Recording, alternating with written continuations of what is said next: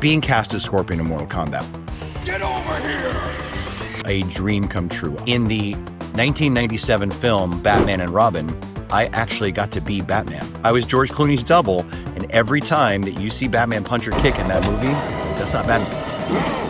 So those were probably my two biggest highs as far as film. Believe in yourself, because if you don't believe in you, nobody else will. And number two, no matter how hard it gets, don't give up. Now, I know that sounds like kind of generic-ish advice, and it is, but to do it and to stick with it, that dedication and perseverance really has allowed me to reach all the goals I've ever set for myself, because it hasn't been an easy journey. People see me now and they're like, oh, I want to do what you do. And they don't realize the decades of work that I put in to get to this moment. And so it's a saying that I heard and I always use all the time is, everybody wants the results, nobody wants the process. I had a young student by the name of Grayson who had special needs and autism. But this kid really touched my heart because he never gave up. And the day I promoted him to black belt, it took him almost 7 years to get to black belt. Most people that stick with it can do it in 4, but he did it. Now, was he as physically gifted and talented as most of my black belts? No, but this kid had heart that I haven't seen in kids for decades. You know, when you watch the new Mortal Kombat films and the direction the franchise is taking, what's your honest reaction as the man who brought Scorpion to life for an entire generation? Is something standing between you and your happiness? It was for me. I had to face my depression and the constant negative self-talk. Therapy helped me realize I deserve to be happy. That's why this podcast is called I Choose Health, because I made the choice to heal and I want to share that with you. As a gift to you, we've partnered with BetterHelp as our sponsor to help you start your own healing journey. We all face moments when life feels overwhelming, whether it's stress, anxiety, or just feeling stuck. Talking to someone can make a real difference. And that's where our sponsor BetterHelp comes in. BetterHelp offers professional online therapy that's convenient, affordable, and entirely on your schedule. You can connect with a licensed therapist by video, phone, or even chat, whatever works best for you. Let our sponsor BetterHelp support you on your journey to better mental health. You can get 10% off your first month by going to betterhelp.com/iChooseHealth. That's betterhelp.com/iChooseHealth for 10% off your first month. Take the first step toward feeling better today. As a teenager, I decided to live better, so I gave up the meat, eggs, and cheddar. At 20 and 30, I wanted more, so I strengthened my mind and my core. Living a life that is healthier and wealthier because I choose health.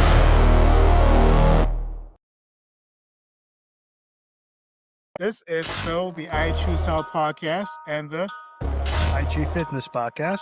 So, guys, today, yes, this is still the I Choose Health podcast. It is a health podcast, but we're going to the regions of the Netherrealm. We're going to the underworld today, because today we have with us the OG Scorpion from the 1995 Mortal Kombat movie, Chris Casamassa, with us here today. So this is going to be a great one, guys. I've been really looking forward to this. I know that my brother and I are going to be fanning out over this interview for the next couple of weeks, so we really appreciate this. And when I told Dre about this, Dre was definitely stoked about it as well.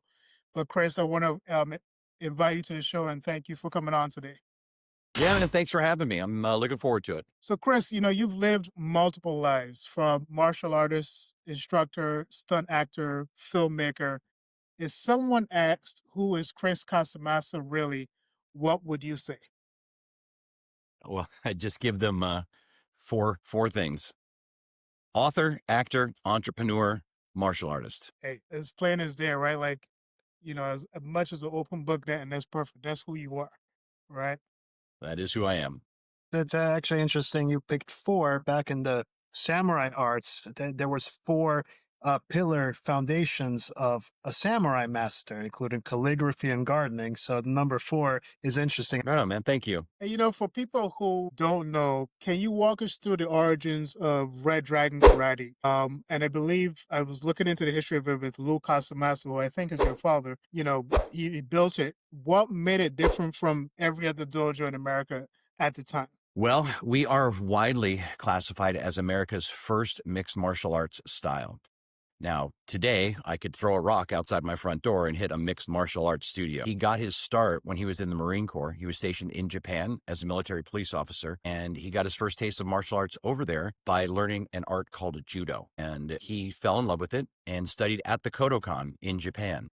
Now, for those of people who may not be familiar with history, when my dad was in the military, the Japanese people didn't really like Americans because we had just blown them up a few years prior. So they were doing everything in their power to get rid of my dad, but he had a few things going for him. Number one, he's Italian. Number two, he's from the East Coast. And number three, he's a Taurus. So he was stubborn as hell and had a whole big attitude about just being able to do what he wanted to do. And he stuck with it. And he actually extended his tour so that he could make it to black belt in judo. And he was promoted by Risei Kano, who is the son of the founder of judo, Dr. Jigoro Kano, at the Kodokan in Japan. And at that time, he was one of the first 10 Americans to ever achieve that goal. But he was hooked at that point, and he came back to the States and started learning different styles of martial arts. And he didn't love any one of them. He liked them all. So like I said, in the early 1960s, he started blending martial arts together and eventually created our system and style that we have today, which is called Red Dragon Karate. But for those of people that have been in the martial arts for a long time, like me, back in the day, there were a bunch of unwritten rules about having martial arts in America. And this was really the infancy of martial arts in America, coming from the Orient to the United States. But it was very regimentated as far as styles of martial arts. And what I mean is, especially on the East Coast, if you were a Japanese stylist, you were only allowed to teach Japanese style. If you were a Chinese stylist, you were only allowed to teach Chinese style, Korean, so on. So my dad kind of broke that rule a lot, and a lot of other martial artists didn't like what he was doing. There was also an unwritten rule that if other martial artists didn't like what you're doing, they would come into your studio and challenge you, kind of like you see in some of the old Kung Fu theater movies, and they would challenge you to a fight. And if you lost, well, you had to close your studio. Wow. Yeah. And now my dad, and I had a front row seat to all this. My dad had some amazing stories and things. And what I tell people is, listen, that happened. People challenged my dad. That was 1965. It's 2025. It's 60 years later, and we're still here. Yeah. My dad never lost. And wow. He would also do some evil stuff too. It's very crafty, I would say, not evil. But people would talk and they would know so-and-so is going to come challenge you and they don't like what you're doing. They want you to close your school. So what my dad would do is he would take a couple of his black belts and he'd put white belts on them. And then when the person came to challenge them, he would say, you know what, I'm going to fight you, but first fight my white belts. And if you can beat them, then I'll fight you. And of course, my dad's black belts were badass. And so they would just wipe these people out. And I always thought that was a really cool move. I'm like, yeah, Dad, way to go. Good move. He hustled down. Yeah, yeah. So that's kind of the birth origin story of Red Dragon Karate. And, my dad had two studios on the East Coast for a number of years. And then one day he finally got tired of the weather and basically did a Beverly Hillbillies, loaded up the station wagon, drove us across the country and said, we're going to California. He had met some people out here at a tournament on the East Coast, and they told him to come out to California. And we've been out here in Southern California ever since 1973, 72, 73, I think. That's an amazing story, man. Like, just being able to say, like, 60 years you guys stood your ground, right? So that's 60 amazing. years, and now we've got 17 locations, and we're helping and impacting a lot of communities and helping a lot of people. What would you say has been the most powerful lesson your father has taught you? Something that still shapes how you train, teach, and live today? It's a great question, actually. And there's two things that I learned from my dad that really have always stuck with me. Number one, believe in yourself, because if you don't believe in you, nobody else will. And number two, no matter how hard it gets, don't give up. Now, I know that sounds like kind of generic-ish advice, and it is, but to do it and to stick with it, that dedication and perseverance really has allowed me to reach all the goals I've ever set for myself, because it hasn't been an easy journey. People see me now and they're like, oh, I want to do what you do. And they don't realize the decades of work that I put in to get to this moment. And so it's a saying that I heard and I always use all the time is everybody wants the results. Nobody wants the process. Right. And you can translate that into people who train in martial arts. Everyone wants to be a black belt, but when you put them through the process of becoming a black belt, so many people drop out and they quit and they give up because I want a black belt. They don't understand the hard work that it goes into and the dedication that it takes to become one. So I know you've maintained a high level stunt acting career for decades. What specific, I'm pretty sure people have been wondering, what specific habits, whether that's movement, lifestyle, have been non-negotiables that kept you performing at this level? Staying active, really, and never sitting back on my laurels, right? If I achieve one thing, it's time to move on to the next. It's not me opening the yearbook saying, look how great I was. It's I did that, and now I'm doing this, and it's evolution and moving forward. And that's really the thing that's helped me the most. And the other thing too is I always wanted to be a living, breathing example of everything that Red Dragon Karate could help a person do, right? And this is where I kind of get on my soapbox a little bit here. I'm a big opponent of martial arts masters who've let themselves go, who aren't in shape, who say they're teaching self-discipline and self-respect, but don't have enough of it for themselves to keep themselves in the best shape possible. I don't expect anyone to look like Arnold Schwarzenegger, right? You don't have to do that. But man, you got to take care of you, right? And if you're going to tell me, hey, I want you to drop and do 20 push-ups, you better be able to do them too, because I believe in leadership by example, right? I don't want to know about how great you were. I want to know what you're doing right now. And every time I say that, I always get hate mail from other martial artists. They're like, oh, you can't say. I'm like, yes, I can. Yeah. Because that's what I believe. And I'm going to continue. Listen, I'm 60 years old. I'm in the best shape of my life. Your life only ends when you let it. So you just got to keep pushing forward, man. That's just my belief. I think that was one of the first things that led me to reach out to you, because I was just like, you were still in such great shape, even up until now.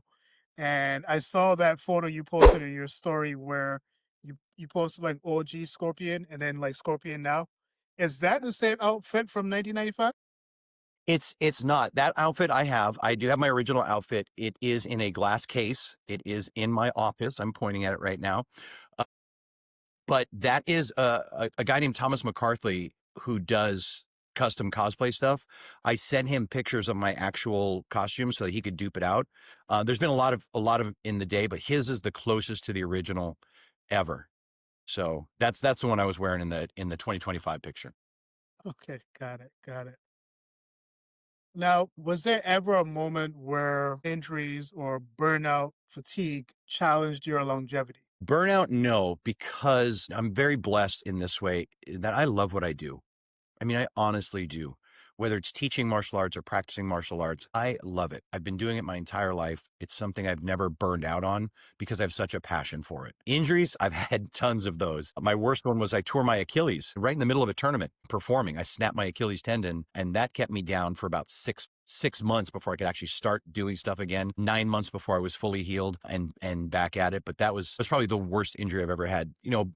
Jammed fingers, sprains, bruises galore, black eyes, fat lips. I've had them all, but none of it's really kept me down and out. You said you're 60, right? God bless you. And you say you're feeling as good now as you've ever felt before. I am a huge advocate of aging like fine wine.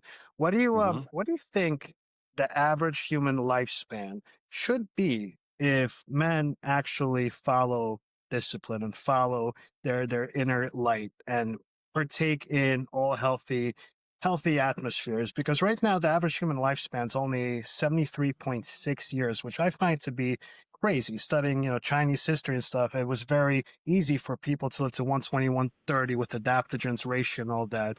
What do you think is, in this zeitgeist, in this epoch, a good number for a man to strive to live for, to be healthy, not just to be a vegetable or to be, hooked up? Listen, I'm no medical health expert, and you probably have way more expertise in that field than I do, but I can only talk for me. Like my goal is to live to 100. I want to make a hundy. And I'm doing everything in my power to fight the process every step of the way by trying to eat healthy and continue to exercise and just keep moving, So yeah, my goal is 100. Actually, 103 is my goal. In Russian, Ukrainian culture, when we bless people and their birthdays, we say to 120. For whatever reason, 120 is kind of that 120, I'll take it. I'll take it. Throw a blessing my way. I'll go 120. You still got half your life, right? You're just getting started. If you can't hold those. And I know we spoke about this yesterday. Do you feel that martial arts, as particularly the Red Dragon system, give you an edge in the stunt world that pure athletic training wouldn't have? Listen, I'm very prejudiced about our style of martial arts. I've had the opportunity to travel the world and meet some amazing martial artists and seen some great martial arts styles. And of course, I'm going to say this, but I haven't seen a style that compares to what we do anywhere on the planet yet. Doesn't mean there isn't. I just haven't seen it personally. And then my disclaimer is there are a ton of great martial arts styles. And really every martial arts style is great. It's just personal preference on having a well-rounded curriculum and syllabus. So do I think it gave me an advantage? For the film world, it gave me an incredible advantage because unless they're looking straight for a Shotokan stylist or a Taekwondo stylist or a Kung Fu practitioner, which most film studios aren't, they're looking for someone that can pull off the action that they need. It gave me an advantage, I believe. Yeah. Now, what's been the highest high of your entire career and the lowest low that almost made you walk away from all of this? Well, I'll tell you the highest high of two of them. One, being cast as Scorpion in Mortal Kombat was a dream come true. I've told the story a million times. I was a big fan of the video games, and my two favorite characters were Raiden and Scorpion in that order. Now it's not in that order anymore, but I used to drive my car to go to an arcade to put quarters in a machine to play the Mortal Kombat game. Like it was a thing back in the day. And so I was very familiar with both characters' moves because they were my favorite video game characters. So to have the honor to be cast as Scorpion was huge for me. My second biggest one is in the photo behind me. I don't know if you guys can see that, but in the 1997 film Batman and Robin, I actually got to be Batman. So I was George Clooney's double, and every time that you see Batman punch or kick in that movie, that's not Batman. That's me. And so at that time, I was one of maybe 20 people on the planet that's actually ever got to wear the real Batsuit.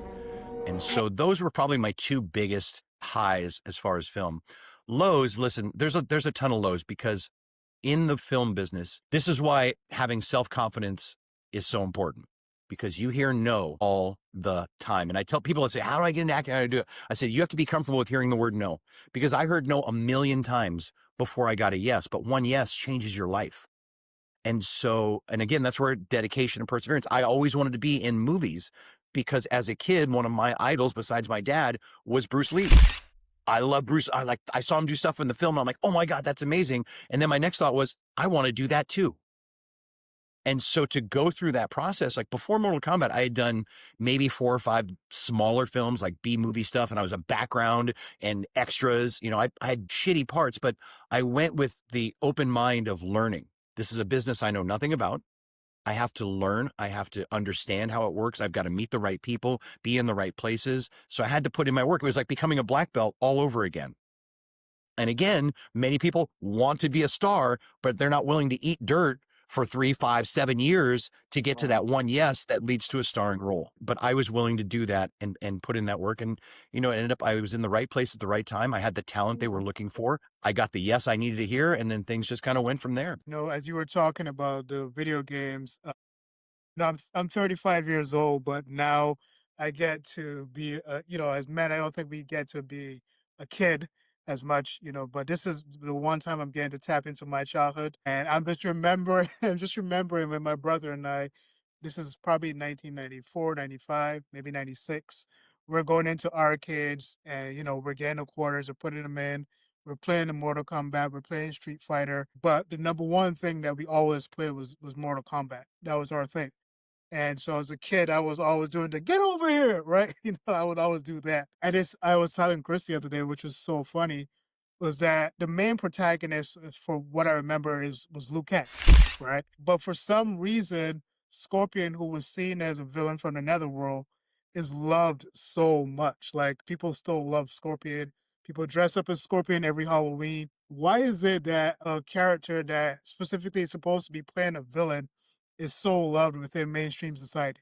Because he kicks ass. Scorpion's a very powerful character and has some of the coolest moves in the game, in the franchise. So yeah, I think people are drawn to that because they want to win. So, you know, you've trained thousands of students. Was there a moment with a student, a breakdown, maybe a breakthrough, transformation that, you know, maybe hit you emotionally more than any movie role ever did? Yeah, listen, I've got tons of them. I had a young student by the name of Grayson who had special needs and autism, but this kid really touched my heart because he never gave up. And the day I promoted him to black belt, it took him almost 7 years to get to black belt.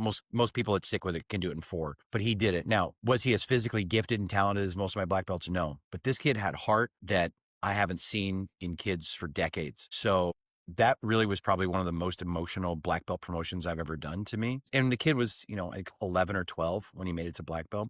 And the cool thing was after that, he went on to do some even cooler stuff. He ended up going to college and getting a degree and getting a real nice job. So I changed that kid's life, and he helped because he stuck with it, and his family was very supportive. But yeah, so stories like that, I got a ton of them being in this game as long as I have. Chris, when going back to your father opening up the original school, and piggybacking to you, what was that MO, the modus operandi, that golden rule, would you say, with your martial discipline that you really want to reverberate? I know you've mentioned a few things that you wish to get people to be their best selves, as all disciplines do, but is there some particular idiosyncratic element which is completely the quintessence of your school? Well, listen, I mean, part of our mission is to inspire the world through tradition and innovation, one class at a time. So if I can inspire people to change their life, we can change the world. And listen, I'm gonna get on my soapbox for a second and tell you guys something that I'm a real big believer in. It's my firm belief that if everyone on this planet studied martial arts for just 1 year, our planet would be a much better place because of the lessons that are taught in martial arts. So that's how much of a proponent I am of the martial arts and the training that it provides for people. So Yeah, let's they change it. recently did a study. I think it was in Amsterdam, where they, instead of giving kids recess, they had them meditate and study a little bit martial arts, and bullying decreased by 100%. It was incredible because energy cannot be created or destroyed. This is physics. It could only be transmuted, turned from one thing to other. So you have something like bullying, or you have something like that. It's an energy. It's an energetic pattern that's dissonant. So when you do, that's what alchemy is. Alchemy isn't just turning lead into gold figuratively, or literally. It's the figurative notion of it. So when you take something positive like meditation and you incorporate that and stillness and all the positive elements involved, it helps kids who have hormones that are about to start fluctuating start to actually settle down. So what you're doing with thousands of students and clients, it's wonderful because you are resonating, reverberating a positive wave of the next generations to come, instead of them having to go into X, Y, and Z, drugs, gang, or whatever. You are Yep. helping shift their focus and their styles and their lives into much more positive and integrity laden patterns and cycles. So kudos to that. Any sensei, anyone that has a dojo, and real knows real. So I'm very, very thankful that that you have all these wonderful students who look up to you and you're helping them. Yeah. Thank you so much. And you touched on bullying. That's really one of my passion projects right now. I travel. I actually just finished 8 weeks of straight travel. I teach bully prevention clinics to kids all over the United States. And I go to public schools, private schools, gyms, churches, rec centers, wherever I can get in, because my mission and passion and purpose right now is I want to help 1 million kids become bully proof. And that's why I wrote 3 books on the subject. I teach seminars and I teach other instructors how to do these clinics and classes that I teach. Right now, we've already impacted over 85,000 kids that have gone through the bully prevention system. I'm going to give myself a shameless plug. If you go to www.bully.org, you can get a ton of free resources. So if you're hearing my voice and your kid's getting bullied, or conversely, if your kid might be on the wrong path and becoming a bully, there's a ton of free resources that we just give out to parents and teachers and administrators so that they can help the kids that they serve be even better versions of themselves. That's amazing, man. I'm definitely want to be a part of that. So we'll probably be in contact later about that for sure. You've been a part of one of the most iconic franchises ever, and I remember watching Mortal Kombat not just one time. I mean, there were several times that I watched that film, and I can always remember the part where I think it's Katana and Liu Kang and the other characters are moving through this particular part of the show, and I'm like, no, like don't go there because Reptile is gonna get you over there, right? And so I wonder, I imagine for you there was like a memorable moment for you. So what was your most memorable moment of filming Mortal Kombat? Well, as campy as this is going to sound, my favorite part was meeting Christopher Lambert because I was a huge fan of The Highlander. It was one of my favorite movies. Mhm. So to meet The Highlander, I was fanboying out on the set. And again, this is my first, the Mortal Kombat was my first major motion picture. I had done some lower budget stuff and some B movie stuff before that, but my first major motion picture. So just being on the set, being in that environment, being with that caliber of directors and producers and film crew and talent, the whole thing was really a highlight for me. Now, I want to talk about the new franchise. I know we spoke about it a little bit before. But when you watch the new Mortal Kombat films and the direction the franchise is taking, what's your honest reaction as the man who brought Scorpion to life for an entire generation? Listen, I don't think I'm speaking out of turn here, because the fans have already spoken. They didn't really like that first version of it. It took a big left turn. It deviated from what they did with the first movie. The first movie paid homage to the video game because they're a huge fan base of the video game. And so Larry Kasanoff, the producer of Mortal Kombat, was like, I want to make this as close to the video game as possible, because he knew there was a huge following.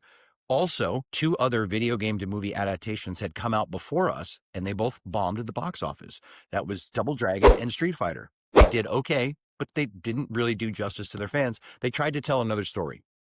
Larry didn't want to do that. He wanted a tournament. He wanted the fighting, he wanted the action, and he wanted real martial artists to do that, to keep it as authentic as possible. And that's where he hit a home run, and why we were #1 at the box office for, I think, the first 6 weeks the movie came out. We had the #1 soundtrack for 5-6 weeks. He did that. With this first generation of the new Mortal Kombat film, we didn't really see that. Now, to give it credit, it was well done. It was well shot. And the CGI and shit that they have nowadays compared to what we had in '95, I mean, it's night and day. And I love the first 10 minutes. I thought, oh my God, they're going to do the Scorpion backstory and the origin. It's going to be great, and it's going to be all about him. And all of a sudden, poof, it wasn't about him anymore. So, but I think with this next one, they've got it right. I think the fans made enough noise that I think they've got it right. This Johnny Cage that they have is going to be great. I love Carl Urban. I love him in The Boys. He's been in so many great films, but I think he's going to really do it justice. The previews look amazing. They were getting such great feedback on this new movie that they moved the release date. They're going to make it a summer blockbuster. It was supposed to come out, I think, this month. And they were like, no, we're getting such good feedback on it. It's going to open in May of 2026. My hope, I'll give you my wish list, is that they end up doing what the Avengers did and Marvel, and do a multiverse. And they do a multiverse, and all of a sudden 95 score pops back in there. Now you got something. I hope they also do good remakes of Avatar and Street Fighter too, hopefully, coming up. Because as you mentioned, the Street Fighter movie was that came up in the '90s. Also has some not great reviews, even though Raul Julia did quite. Oh, and he was dying from stomach cancer. The whole had all these Easter eggs. But Avatar also, I'm a big fan of. They definitely need to redo that one. Yeah, I thought they were going to do more of those. I liked it. I liked that first Avatar movie. The James Cameron Avatar movies, of course, we all love, but the other Avatar, what was it? Something Bender. The Last Airbender. Airbender. There you go. And I think that's always been my opinion, just watching the 2022 movie. Both my brother and I watched it, and we came away with the same thing, which was they tried too much to modernize it. They tried to bring it into current day, where everyone's kind of like indulging in UFC and MMA fighting. And I felt like they were trying to make it relate to that rather than going back to the original storyline. And I think you can always just go to the original storyline and enhance it. And I think a lot of sequels to movies have been trying to change the storyline, and I think they've noticed that they're failing by going away from the original storyline. Just stick to the storyline and just do it better. So, I'm glad to know that we kind of see eye to eye on that. Yeah. So, fans have constantly asked if the studio has reached out. So let's clear it up. Has anyone from the new Mortal Kombat production team contact you for input, mentorship, or even an on-screen appearance? No, not yet. Not yet. But what I tell people when they ask me that question is, you need to, when you do posts, when you do any emails, send them to Warner Brothers and tell them what you want, because the studios are listening. So if you want to see 95 Scorpion or any kind of multiverse, you have to let Warner Brothers know. They own the rights to it now. They're the ones that make the decisions. Reach out to the director of the movie, and you can find those people on Instagram and Twitter and Facebook. So you have to let them know.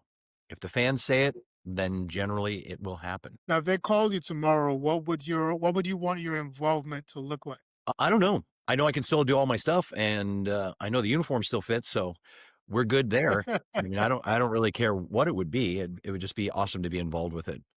And I think it would really bring it full circle for them. And I think they'd see some bigger returns at the box office for sure. Because people like you or who are nostalgic for 95, if all of a sudden you heard Sub-Zero and Scorpion from 95 are back in, like people are coming to that. They're going to see, how are they Sure. going to interpret that? What are you going to do? It creates that curiosity factor. But listen, here to their credit, they have a direction they want to go. They know what they're doing with the new franchise. They're going to take it, and then hopefully they continue to tie it in with some of the newer versions of the games. I want to believe in them, but I'd also like to be involved with it somehow. But we'll see what happens. Never say never. Chris, have you been following all the updated games? I kind of stopped after the fourth one, to be honest with you, but all the character stories and everything. And Scorpion's always, part of it, but it's like 100 different characters. Have you been following the new games by any chance? Not to that length. What's cool is they did put my 95 Mortal Kombat skin back in the MK1 game as a bonus upgrade that you can get. So yeah, so that's what I'm saying. There's a lot of nostalgia for that, and I think there's a lot of eyeballs and definitely a lot of revenue that the studios could benefit from continuing that. If they bring back original Scorpion and original Sub-Zero, I'm dressing my daughter up in like Scorpion attire, and we're going to the movies. Yeah.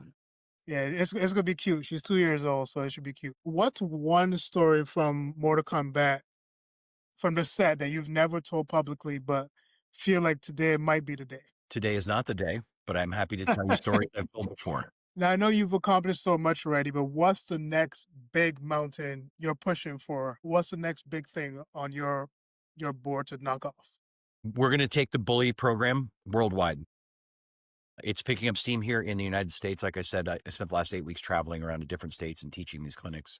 But now that we just launched the new site, thebully.org, and our goal is to help and impact 1 million kids. The cool thing is my agent is negotiating with Nickelodeon right now for a weekly show of bullying. If that happens and it goes into production, we'll hit 1 million kids in a couple of weeks, and then we'll raise it to 10 million kids that we want to help.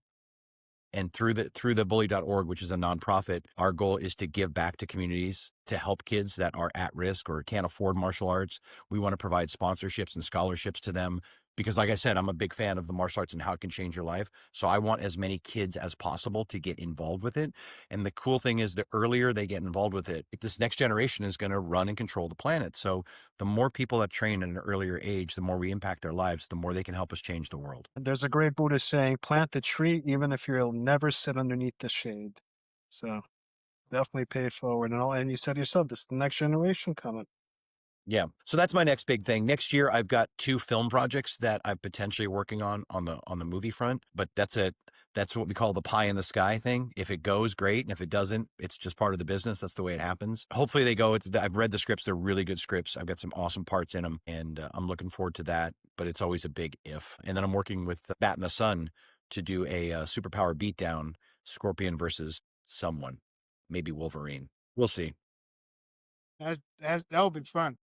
So yeah, a lot of going on. It's got 2026 going to be an awesome year. Yeah. This might be a naive question, but I've always wondered for the film, the Get Over Here, was that Ed Boon's voice or was that your 100% Ed Boon's voice. Again, that was the call of Larry Kazanoff. We wanted to pay homage to the game. I was saying it under the mask and I recorded some ADR of it, but at the end they decided to use the voice, which I'm glad they did because I can't sound like Ed Boon. It's just a different tone. And by the way, if you look at the preview of the new movie, guess what they did? When Scorpion says, "Get over here," it's Ed Boon's voice in the preview for the new movie. So see, they've made some really smart choices for the fans' support. Yeah, because the last film, like when we heard to Get Over Here, it didn't impact me the same way. No. Did not impact me the same way. And I think I've heard you told us before, because I know that Ed Boon and the creators then, when they came up with the Spare, how did they come up with the idea for the Spare in the 1995 movie of like how it came out through the hand, it was CGI and that stuff, but how did they come up with that idea? That you would have to ask them. I don't know how they came up with it or why, but it's maybe something to be a little more cinematic than just a spear coming out of my hand. And I think lastly, because I know you have some goals for the anti-bullying campaign, but what are your sights for Red Dragon Karate going forward in the coming years? My goal is to build us to 25 locations. We have 17 right now. So in the next 5 years, I'm looking to open 8 more locations to do that so that, again, we can impact more people in our local communities and help some business owners become successful entrepreneurs. That's the other big myth in the martial arts, that you're supposed to be a pauper. you're not supposed to make money teaching martial arts. Like, okay, like I've got a family to feed, I've got rent to pay and bills to do, so I deserve to be paid for what I do. And I try and help educate martial arts school owners all over the country on stop giving it away for free because you deserve to be paid. Essentially, I went to school for 25 years to learn how to be a master instructor, right? If I was a doctor or a lawyer and I went to school for 8, 10, or 12 years and I did that profession, well, they're pretty well paid. Nobody's asking them to do it for free, So yeah, I'm trying to create successful entrepreneurs, people who share the passion that I have for the martial arts. And P.S., it's not all about taking for us. Like, we give back. The final quarter of every year is our give back campaigns. In October, we donated a ton of money to the Breast Cancer Foundation and to City of Hope. This month we're feeding the homeless, and we're taking food drives and helping people out. Next month we partner up with the U.S. Marine Corps and the Toys for Tots program. We give a U-Haul full of toys to the Marine Corps so they can distribute them to kids. So the more schools we open, the bigger impact in the communities that we can make, the more we can help people. So it's a win-win all the way around. Chris, just take this time to just plug the websites where we can find you and on social media so that people can definitely work with you. Yeah, man, listen, I'm the easiest guy to find on social media. You just got to learn how to spell my last name. So it's pretty easy to do, but reddragonkarate.com is our martial arts studio site, and you can see about our give back campaigns and things that we do there. Bully.org is our nonprofit bully prevention website, and then my website, which is just my name, chriscasamassa.com. Easy to find me, easy to help, easy to support, and looking forward to it. Chris, Andre, I just want to thank you guys for doing this, for also fulfilling a dream of mine I didn't know I had, but thankful for this. This was great. There's so much that we learned, from life lessons to just in terms of longevity and how to maintain. I always tell people, like, my goal is to look like Lenny Kravitz by the time I'm 60. You look fantastic.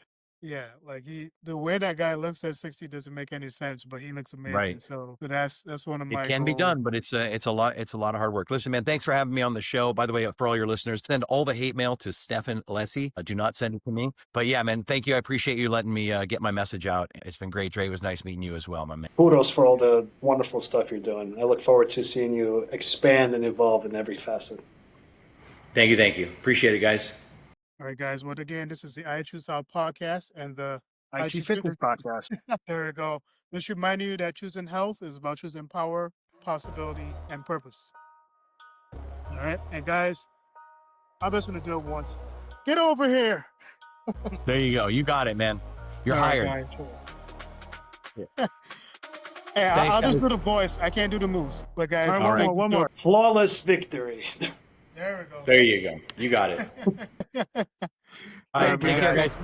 Thank you so much. Welcome to week 33 of 52 Choices. This week, we're set to set a monthly goal and break it into weekly tasks. Most people overestimate what they can get done in a day and underestimate what they can accomplish in 30 days. The key is simple. Set one meaningful monthly goal, then break it into 4 weekly measurable actions. Here's why it works. Research from the American Psychological Association shows that people who break large goals into smaller, specific tasks experience higher motivation and significantly better follow-through. This is because each small win triggers a dopamine release, which reinforces consistency and reduces overwhelm. Goal-setting studies at Dominican University also found that writing down goals and creating weekly action steps increases success rates by over 40%. These small weekly steps compound into massive progress. Your month is a staircase. Climb it intentionally.